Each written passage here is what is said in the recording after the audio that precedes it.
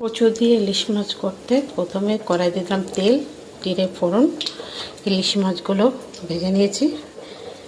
এবার দেব কচু আলু, আর দেব জিরে, ধনে আর লঙ্কা, হলুদ, নুন দিয়ে ভালো করে কষিয়ে নেব। কচু আলু ঝোল ফুটে গেছে, এবার ইলিশ মাছগুলো দিয়ে দেবো।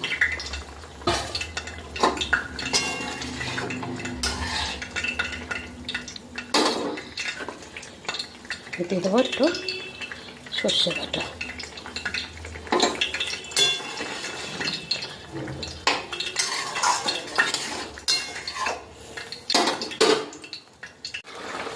আমার কচু আলু দিয়ে ইলিশ মাছ রেডি।